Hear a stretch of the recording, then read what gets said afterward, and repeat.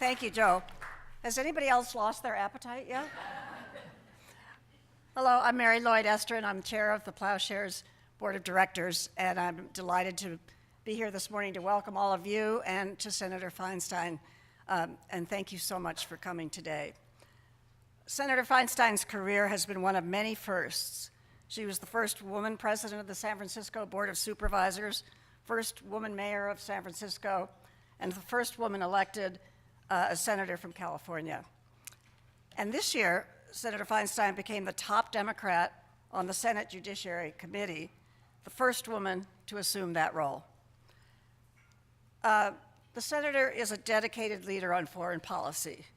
She has been a strong supporter of the Iran nuclear agreement since 2015 and continues to stand for the agreement as President Trump threatens to unravel it. And we're especially proud of Senator Feinstein's leadership on nuclear nonproliferation. With her colleague, Senator Markey, the senator has called on the Trump administration to reaffirm our longstanding commitment to the eventual elimination of nuclear weapons. She's been a staunch supporter of the Pentagon proposals to develop limited-use nuclear weapons, and in a recent op-ed in the Washington Post, she wrote on the matter with exceptional clarity. There is no such thing as a limited-use nuclear weapon, and for a Pentagon advisory board to promote their development is absolutely unacceptable. Rarely does one find a senator with such a wide range of legislative and personal achievement as we have with our Senator Feinstein. So I welcome you very much here today.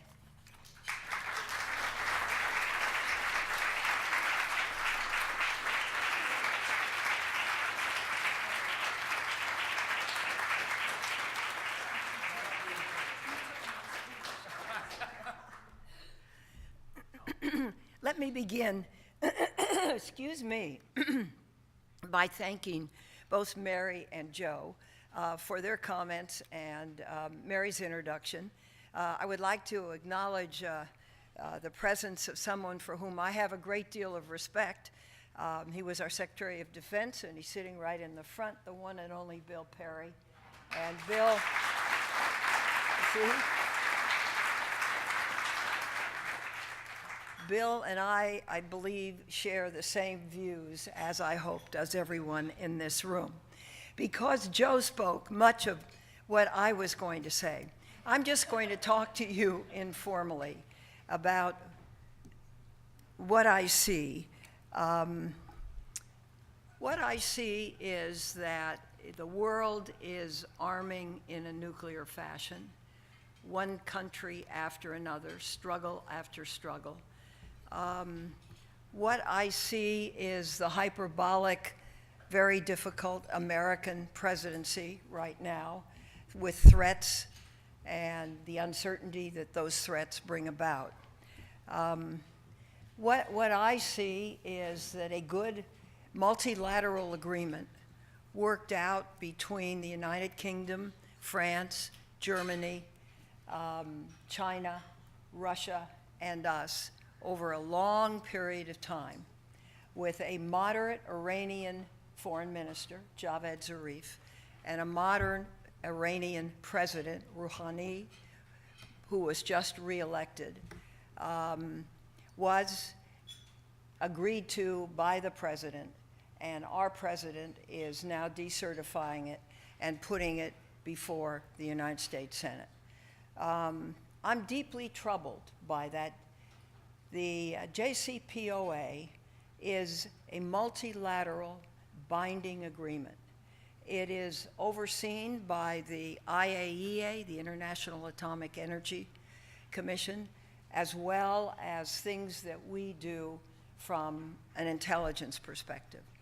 I've been 6 years the chairman of the Intelligence Committee, 2 years its ranking. Now I'm just a regular member. But what I do is very carefully read the North Korean intelligence. And let me just kind of, for those of you that may not know, set the scene.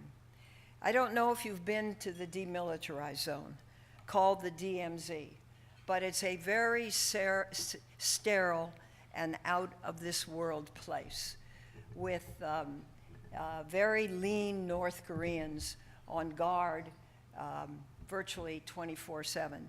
As you look out over this vast plain, you see the hills in the back. Those hills, and I went early in my term, those hills now have caves, rockets, and missiles. When I went, there were 1 million North Korean infantry. What I hear today is there's 750,000 North Korean infantry there. Seoul is a 20-minute drive from the DMZ, and 10 million people live in Seoul. The North Koreans have moved very rapidly with 6 nuclear tests, all successful. The intelligence community tells us that they can now put a nuclear warhead on one of these, and we believe that they are moving from a liquid propellant to a solid propellant, which means if housed underground, they can be fired extraordinarily quickly from launchers that are quick and mobile. It is not a good picture. And into this enters the JPOA. If the United States cannot continue to be part of a multilateral agreement, which for sure takes Iran out of the nuclear business for a long, long time, what will North Korea ever, or how will North Korea ever believe us in any agreement we might make with them? And right now we have our president rattling the drums of war, criticizing a Secretary of State whom I believe has the tactical and strategic ability to forge an agreement if he has the full backing of the United States and the president.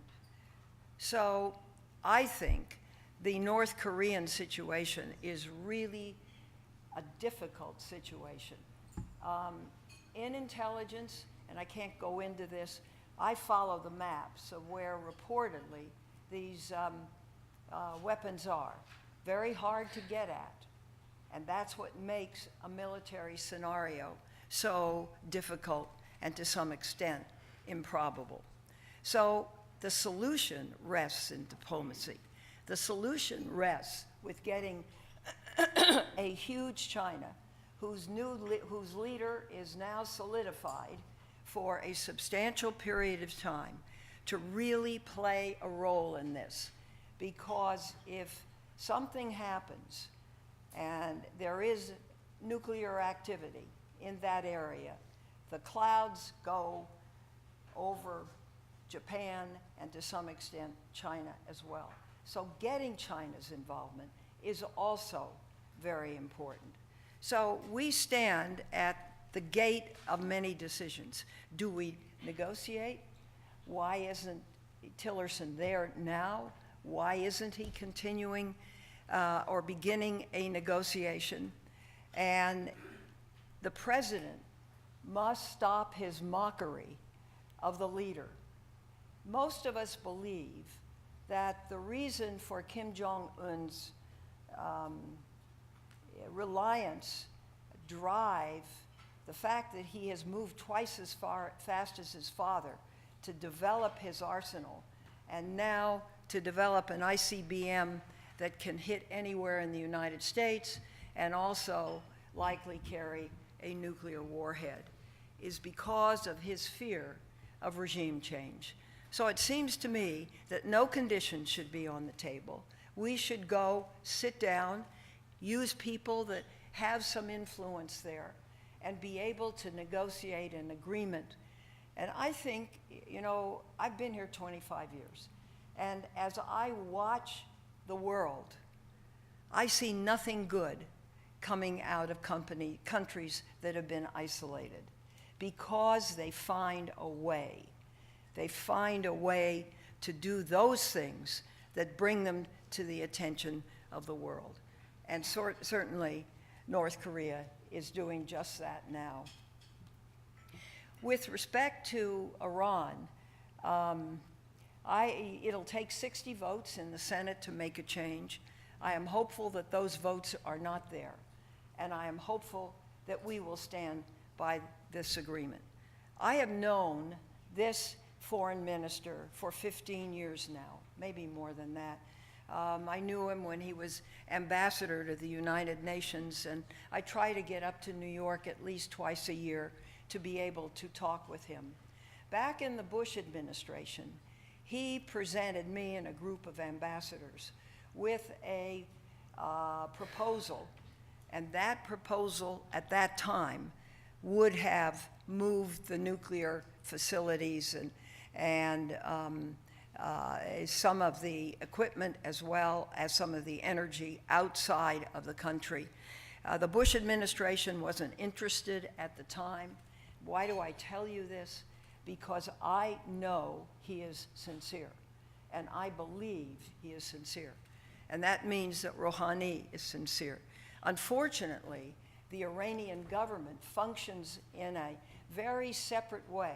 They have the government, they have the highest power, the supreme leader. The judiciary is blocked off. The Quds Force, the Republican Guard are all separate and powerful entities owning property and carrying a weight in that state. So negotiating with the country is very difficult. That has been done. The intelligence community met with our intelligence about a week and a half ago, and that I was sitting there, and what they said was that Iran has satisfied the terms of the agreement. And when there has been a glitch, it is remedied very quickly. That to me is very, very good news. If the Senate were to be successful in getting 60 votes to either pull out of the agreement or change the agreement, ladies and gentlemen, what would this say to North Korea? I know what it would say, and you know what it would say, and that is America doesn't keep its agreements. So I think that what happens in the Senate is going to be fundamental in terms of sustaining the JCPOA. I serve as the ranking member of something called the Energy and Water Appropriations Committee. Lamar Alexander is the chairman. The reason it's appropriate here is because we oversee the program for the warheads and the nuclear program. We provide the funding for it. It is a very outrageously expensive program. And because it's in the same budget as the Department of Energy, with all the good things that energy does to bring about new things that are positive in the world, every year it grows bigger, and every year it squishes down both the Department of Energy's budget as well as the Army Corps of Engineers, which is the major infrastructure builder in this country still. Now, what has happened is that there has been a new proposal, and that proposal is for a long-range stand-off cruise missile. They call it a modernization. I went to START 2 with John Kyle. When we came back, in order to get START 2 approved, those of us that were heads of committees had to sign an agreement that we would agree to modernization of the nuclear fleet. And this is called a part of that modernization program. When Secretary Moniz was secretary, I went over, I had a classified look at the model of the old cruise missile and the new cruise missile, or let me say the modernized cruise missile. In my view, modernization is just a word to get a new cruise missile. And what I want to say to you, this cruise missile is stark in its reality. There are things I can't say, so I have to be careful. It is big. It is launched air from a plane that has to be built to carry it. It can fly very long distances, and once launched, cannot be aborted. That's a sobering thing when one person controls the nuclear codes. Now, where am I going with this? Last year, in the Obama administration, I'm sorry, I can't get rid of this. I sat down with the head of Stratcom, and I said to him, if you were asked by the president to launch, and you really believed it was the wrong thing, would you go ahead and do it anyway? And he looked me right in the eye, and he said, yes. Now, he's retired, but it gives you an idea of how this works. And the total authority is within the office of the presidency, and particularly in one man, the President of the United States. Ed Markey, who I know you're going to hear from, has been just a great senator, and he's great on this issue. And he has a bill that would give us a no first use policy. China and India both have no first use of a nuclear weapon. We do not. We could be, within our laws, use first a nuclear weapon. That must change. And so I am a very proud supporter of his bill, and I hope this organization will be as well. I want to close.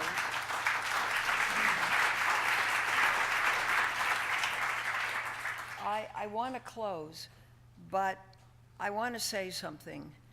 When the LRSO came up, I had virtually no support anywhere. And I kept asking my staff, have there been letters from groups that were with us when we fought the nuclear bunker buster, when we fought battlefield nuclear weapons under 5 kilotons, when we fought 500 new plutonium pits? Senator Kennedy was alive. Mr. Hobson was head of the committee in the House. I was active on appropriations, and we were able then to kill this. All of a sudden, all the support for sane policy, for paying good attention to what is happening and what is being built, is gone. I get no letters. Before, when we were engaged in the nuclear bunker busters, the plutonium pits, the battlefield nuclear weapons, when that was the program of the administration, there was a lot of help. And when we began to talk about this new weapon, the long-range cruise missile, no help, no letters, no nothing. Please, you can't be a backroom group in this. Look, I was around. I saw the pictures of Hiroshima and Nagasaki as a small child. I was part of the group that sat under the table in the school thinking that would protect us. These are truly horrible weapons, and we need to have a sane policy, and we need to have people who will help us do the right thing. Please be those people. Step up and step out.